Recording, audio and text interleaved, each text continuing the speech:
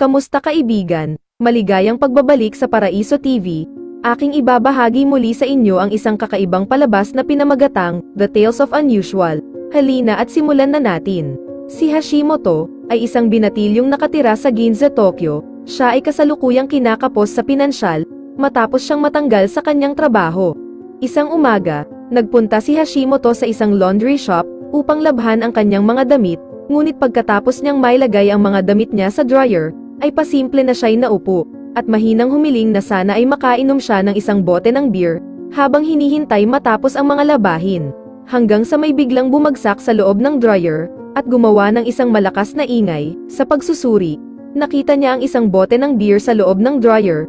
Noong una, naisip ni Hashimoto na baka naiwan lamang ito ng nagmamay-ari, ngunit nang kunin niya ang beer, ay bigla siyang nagtaka, dahil malamig pa ito. At biglang may sumulpot na isang matandang lalaki sa likuran niya, at ito ay tagalinis ng laundry shop na iyon, at kaswal na sinabi ng matanda kay Hashimoto, na tinutupad ng dryer, ang anumang kahilingan ng isang tao. Inisip ni Hashimoto, na nahihibang at wala sa tamang pag-iisip ang matanda, kaya hindi nito pinansin ang sinabi.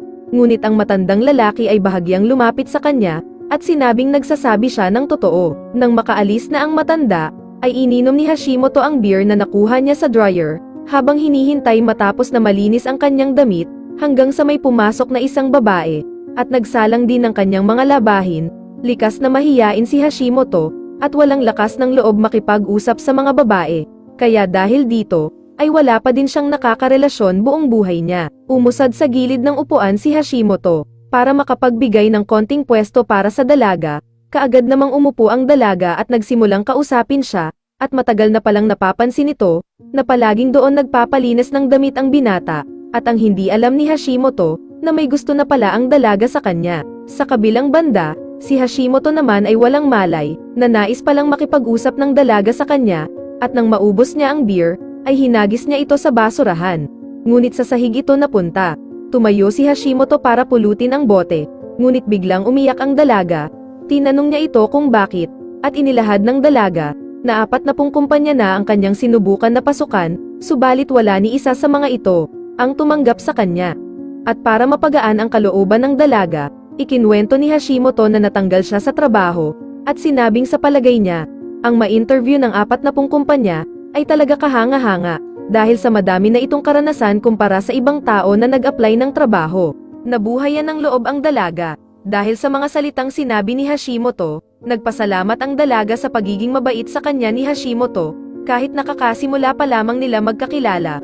Matapos ang kanilang pag-uusap, ay kinuha na ng binata ang kanyang mga damit sa dryer, at nagpaalam na ito sa dalaga. Bago tuluyang umalis ang binata, ay nagpakilala ang dalaga sa kanya, na nagngangalang Kondo, kaya't naging masaya na umuwi si Hashimoto noon. Kinagabihan, tumawag ang kanyang ina at sinabing, itinakbo sa ospital ang kanyang ama, at kinakailangan nila ng malaking halaga na pambayad sa ospital, at ito'y nagkakahalaga ng 300,000 yen. Lalong bumigat ang hinaharap niyang responsibilidad, sapagkat nawalan na nga siya ng trabaho, at wala din siyang naipon na pera. Sa kabila nito, ay nangako pa din siya sa kanyang ina, na magpapadala ng pera, at dadalaw ito sa ospital, sa lalong madaling panahon. Kinabukasan, ay nagpunta agad siya sa laundry shop, hindi para maglaba, kundi magbabaka sakali na totoo nga ang sinasabi ng matandang lalaki sa kanya, ngunit sa isang bahagi ng kanyang isipan, ay ang pagdadalawang isip, dahil baka siya'y niloloko lamang ng matanda, subalit desidido siyang subukan, dahil wala na siyang ibang malalapitan. Tumayo siya sa harap ng dryer, at humiling ng 300,000 yen, sa kanyang paghihintay ng ilang segundo, naisip niya na isang malaking kalokohan ang kanyang ginagawa, at aktong aalis na siya, nang biglang may lumitaw na pera sa loob ng dryer. Hindi siya makapaniwala na nagkatotoo ang kanyang hiling, at eksaktong halaga ng pera ang lumitaw. Paalis na sana si Hashimoto, nang biglang mapansin niya, na ang bote ng beer na hinagis niya kahapon ay naglahong parang bula. Biglang sinabi ng matandang tagapaglinis, na ang mga hihilingin niya sa dryer, ay maglalaho makalipas ang 24 oras, kaya dapat ay maging maingat siya sa mga bibitawan niyang kahilingan. Nagpasalamat ang binata, at kaagad na umalis palabas ng laundry shop. Nagkataon naman na nakasalubong ng binata si Kondo, at sinabi ng dalaga, na siya ay may paparating na interview muli sa isang trabaho. Nagalak at natuwa naman si Hashimoto para kay Kondo. Makaraan ng ilang sandali, ay biglang tumawag ang ina ni Hashimoto. Naririnig ni Kondo ang pinag-uusapan nila, at nalaman ng dalaga, na may malubhang sakit ang ama ni Hashimoto, at matapos ang kanilang pagkikita, ay nagmadaling umalis si Hashimoto, upang maipadala agad ang pera bago pa ito maglaho. Matapos ang mga pangyayari ng araw na iyon, ay muling bumalik si Hashimoto sa laundry shop, at nagbalak na humiling. Para maresolba ang mga problema niya sa buhay, hiniling niya na magkaroon ng isang magandang damit na Amerikana, na kanyang magagamit sa paghahanap ng trabaho. Kinabukasan naman, ay buong araw na nag-apply sa iba't ibang kumpanya si Hashimoto. At sa kanyang pag-uwi sa bahay, ay nakatanggap siya ng mga liham, mula sa lahat ng kumpanyang kanyang sinubukan na pag-applyan, ngunit wala ni isa sa mga ito ang tumanggap sa kanya. Kasabay noon, ay naglaho naman na parang bula ang damit na Amerikana sa kanyang harapan. Doon naisip ni Hashimoto, na dapat siguro ay trabaho agad ang kanyang hiniling. Matapos ang kanyang kamalasan, napaisip tuloy si Hashimoto, na ngayon na may mapagkukuhanan na siya ng walang humpay na pera, ay hindi na dapat niya sayangin ang oras niya, para maghanap pa ng trabaho, at inisip, na panahon na para siya ay magpakasaya naman sa buhay. At nang sumunod na mga araw, sinigurado niyang walang ibang tao ang nasa laundry shop, at siya ay humiling ng isang magandang babae, na kaiinggitan ng iba, na tipong isang modelo na maipagmamalaki niya, hanggang sa biglang natupad agad ang hiling niya, at lumabas sa dryer, ang isang napakagandang babae. Inakbayan agad ni Hashimoto at inaya niya ito sa kanyang bahay, subalit sinampal ng babae si Hashimoto, dahil sa pinakita nitong pagiging agresibo, kaya't umalis ang babae. Matapos matuto sa kanyang kamalian, ay humiling muli si Hashimoto, ng isang magandang babae na mamahalin siya, kaya't kaagad namang lumabas, ang isang babae mula sa dryer, at pumayag na sumama agad sa binata. Dinala ni Hashimoto ang babae, upang mamasyal at mamili ng kung ano-anong mga bagay, at ginamit niya ang pera na kanyang hiniling din sa dryer. Sa mga pangyayaring ito, ay tila walang kaalam-alam ang mga babaeng hinihiling ni Hashimoto sa dryer, na kung saan sila nagmula, at ang tingin sa mga sarili nila ay mga totoong tao. Kaya bago matapos ang araw, ay dinala ni Hashimoto ang babae sa kanyang bahay. Kaya naman sa ilang minuto, ay kaagad na nagkasundo ang mga ito, at magkausap lamang sa magdamag, at sa pagtingin ng babae sa palad ni Hashimoto, ay nasambit ng babae, na magiging maikli lamang ang buhay ng binata. Nabigla si Hashimoto sa sinabing iyon ng babae, ngunit binaliwala na lamang niya ang sinabi nito. Pagsapit ng umaga, nagtangkang halikan ni Hashimoto ang babae, subalit ito ay naglaho na parang bula sa harap niya, bago pa man magdampi ang kanilang mga labi, at tanging mga damit at alahas na lamang ang naiwan sa harap niya, na binili nito para sa babae. Nang hinayang si Hashimoto, ngunit hindi siya nakaramdam ng lungkot, sapagkat makukuha na niya ang lahat ng babae na hilingin niya, kaya't simula ng araw na iyon, pumupunta si Hashimoto tuwing umaga sa laundry shop, at humihiling ng bagong kasintahan, na may iba-ibang personalidad na gusto niya. Dinadala niya ang mga ito sa mga magarbong lugar, at binibilhan niya ito ng mga mamahaling alahas, gamit pa din ang mga pera na nagmula sa dryer, kaya't sobra ang kaligayahan ni Hashimoto, dahil nakukuha niya sa isang iglap ang anumang hilingin niya, hanggang isang araw, habang siya ay namamasyal kasama ang babaeng kanyang hiniling, nang makasalubong niya si Kondo. Nagselos ang dalaga sa kanyang nakita, at sinundan nito ang dalawa, papunta sa isang tindahan ng mga alahas. Binilhan ng mamahaling singsing ni Hashimoto ang kanyang kasintahan. Nagtaka naman si Kondo, kung paano nagkaroon ng ganoong pera si Hashimoto, sa loob lamang ng ilang araw. At nang gabing iyon, muling pumunta si Hashimoto sa laundry shop, at syempo namang nagkita sila ni Kondo. Tinanong ni Kondo ang binata, na kung saan nito nakukuha ang ganoong kalaking halaga ng pera.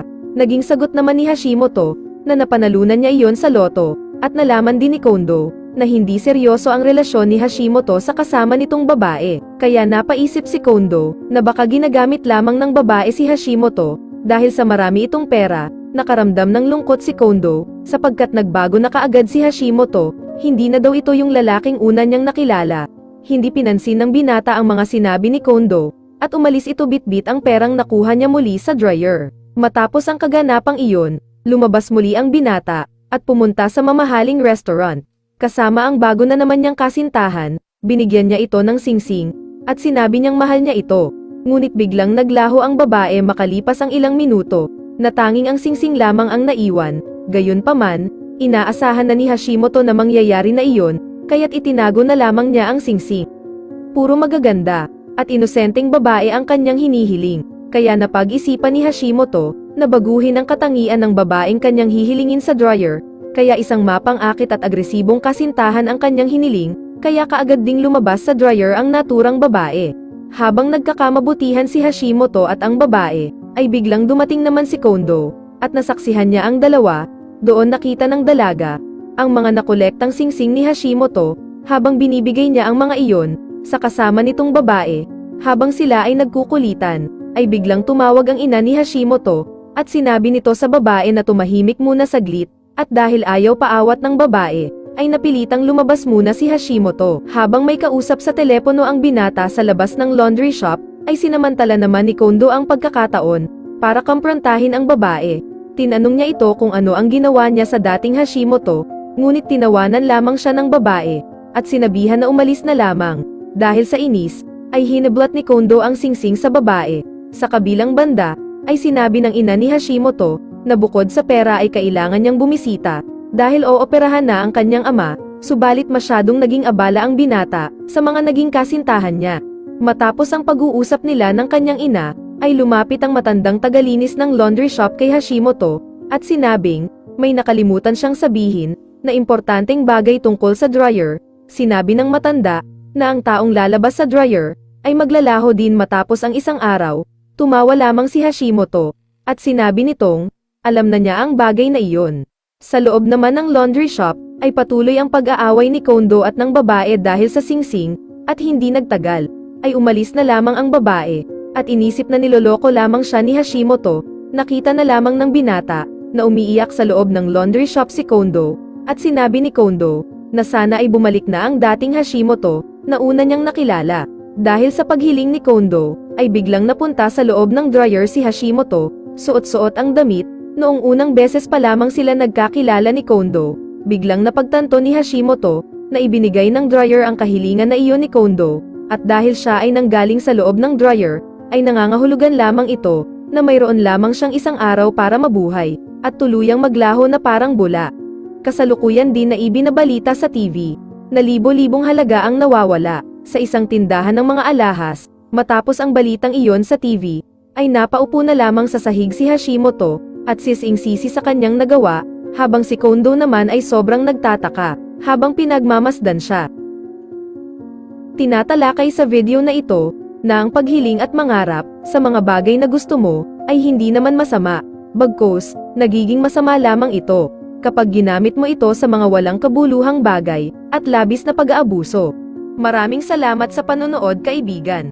Huwag mong kalimutan mag-like at subscribe, upang updated ka sa susunod pa naming upload. Hanggang sa muli.